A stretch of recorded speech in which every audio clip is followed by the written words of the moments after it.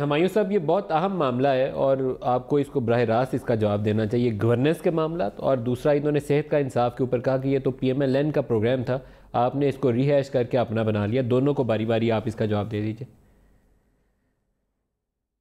سب سے پہلے تو پی ایم ایل این کا تھا بالکل، اور کے پی کے میں انہوں نے اپنا بنایا تھا ہیلتھ کارڈ کا پروگرام، وہ بھی بڑا کامیاب رہا تھا، اور یہ بھی کہا جا سکتا ہے کہ اسی کو اب پورے پاکستان میں لایا گیا ہے۔ دوسری بات، آپ نے یہ او ای سی ڈی جو تھا، یہ کامن رپورٹنگ سسٹم جو ملٹی لیٹرل اس کا فریم ورک ہے کامن رپورٹنگ سسٹم کا،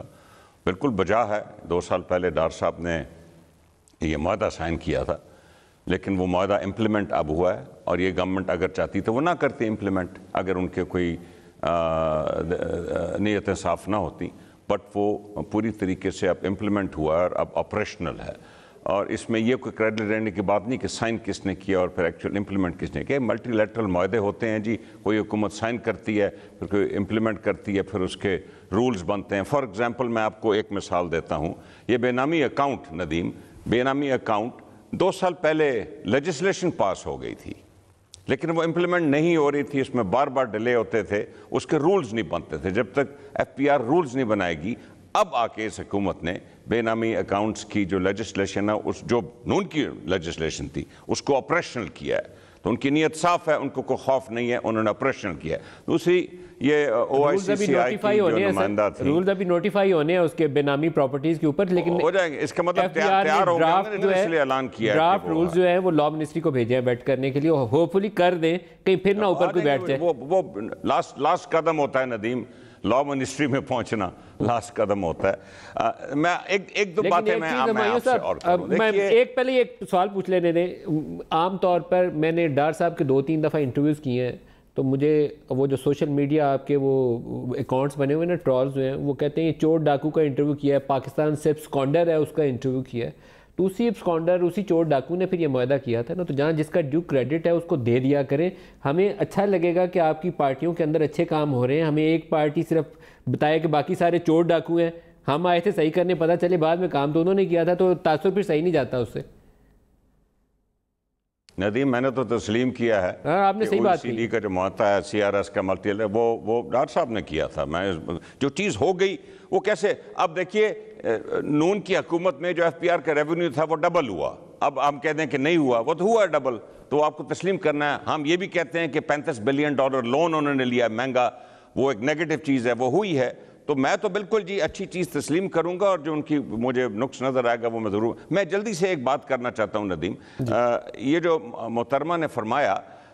بالکل ساری باتیں صحیح تھیں، اور بزنس کانفیڈنس اور یہ اور ایز آف ڈوئنگ بزنس، یہ 30 سال سے جی میں آپ کو پتہ ہے سیاست میں ہوں، میں یہی باتیں سنتا ہوں۔ اس وقت کانفیڈنس، بزنس کانفیڈنس کی مین ایشو یہ ہے، اور یہ پاکستان میں بار بار وقت آتے ہیں، اور بار بار وقت اس لیے آتے ہیں کہ ہسٹوریکلی ہم اپنی کرنسی کو اوور ویلیو رکھتے ہیں، اور کیونکہ آپ کنسیشنری فائننس نہیں رہے، ہم مہنگی ایکسٹرنل فائننس سے اپنی گروتھ لیتے ہیں۔ اب جیسے یورو بانڈ لیے گئے، سکوک لیے گئے، وہ 5.5-6% پہ لون لیا گیا۔ یہ جب ہوتا ہے تو مور سونر دین لیٹر، ہمیشہ آپ نے 99 میں دیکھا کہ شوکت عزیز صاحب آئی ایم ایف میں گئے، آپ نے 2008 میں دیکھا کہ پیپل پارٹی کی حکومت آئی ایم ایف میں، آپ نے 2013 میں دیکھا وہ آئی ایم ایف، اور بالکل یہی چیزیں ہوتی ہیں کہ انٹرسٹ ریٹس بڑے چڑھنے شروع ہو جاتے ہیں کیونکہ فسکل ڈیفیسٹ بڑا ہوتا ہے، کرنٹ اکاؤنٹ ڈیفیسٹ بڑا ہوتا ہے، اور اس وقت میں سمجھتا ہوں، اور یہ گورنمنٹ میں بھی اس وقت سپلٹ اپینین ہے کہ چلیں آپ نے 6 مہینے انتظار کر لیا، آپ نے بزنس کانفیڈنس ویری ڈیفینیٹلی 23 جنوری کو کافی بہتر کیا ہے،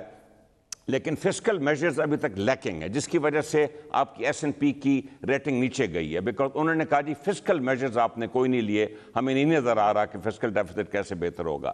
گورنمنٹ میں سپلٹ اپینین ہے، کچھ لوگ کہہ رہے ہیں کہ آپ فوری طور پہ اب آئی ایم ایف کے پاس چلے جائیں، اور کچھ لوگ کہہ رہے ہیں کہ اور انتظار کیا ہے، اور میں ان لوگوں میں ہوں جو میں سمجھتا ہوں کہ یہ اب ٹائم آ گیا ہے یہی کانفیڈنس بحال کرنے کے لیے۔ دیکھیے پریڈکٹیبلٹی نہیں ہے بزنس میں، اور او آئی سی سی آئی میں پریڈکٹیبلٹی نظر ہے، لوگوں کو یہ نہیں پتا کہ یہ انٹرسٹ ریٹس جو چڑھ رہے ہیں، انفلیشن جو چڑھ رہی ہے، یہ کہاں رکے گی، لوگوں کو یہ نہیں پتا کہ روپیہ جو گر رہا ہے یہ کہاں رکے گا۔ اس وجہ سے کانفیڈنس نیچے ہے. باقی چیزیں میری نظر میں سیکنڈری ہوتی ہیں کہ جی ٹیرف کا مسئلہ ہو گیا, ایز آف ڈوئنگ بزنس مسئلہ. آپ نے جو نبض ہے اس کے اوپر ہاتھ رکھا ہے. بحال کرنے کے لیے ہمیں IMF میں فوراً چلے جانا چاہیے.